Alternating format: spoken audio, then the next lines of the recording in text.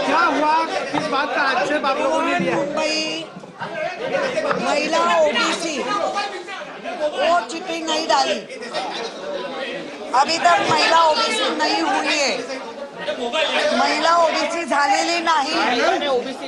हा ओबीसी नाही झालंय। 2019 2022 हे ओपन होतं, ओबीसी यायला पाहिजे होतं, ओबीसींवर अन्याय केलाच।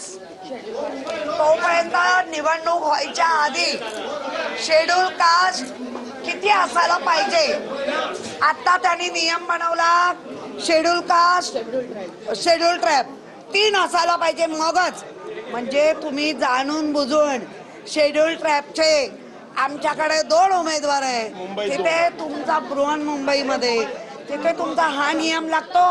याचा अर्थ लॉटरी ठरवून केली म्हणून या संपूर्ण लॉटरी सिस्टम आणि त्यांचा असलेलं निवडणूक प्रक्रिया ह्याचा आम्ही धिक्कार करतो, निषेध करतो। क्या विरोध है आपका?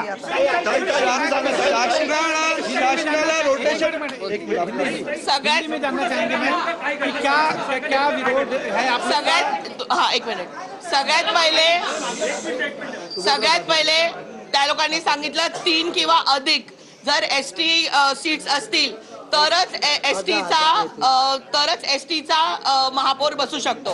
हे रूल पहिले आम्हाला कोणाला सांगितलं नाही किंवा आधी पहिले कोणी कधी डिक्लेअर केलं नाही, ठीक आहे। त्याच्यानंतर आता 2 वेळा ओपन कॅटेगरीमध्ये मुंबईचे महापौर बसले, ठीक आहे। तर मग आता जर ओबीसी तुम्ही रोटेशन वाईज काढले तर मग मुंबई त्याच्यामध्ये का नाही?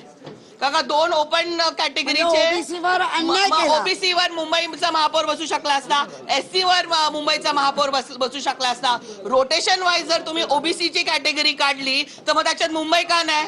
2017 2019 ला मुंबईचा महापौर ओपन कॅटेगरी मध्ये बसला, बरोबर आहे। पक्षाचं माइंडेड बघून काढलंय, मग तुम्ही आता पक्षांचे माइंडेड बघून या लॉटऱ्या काढलंय, मग याचा अर्थ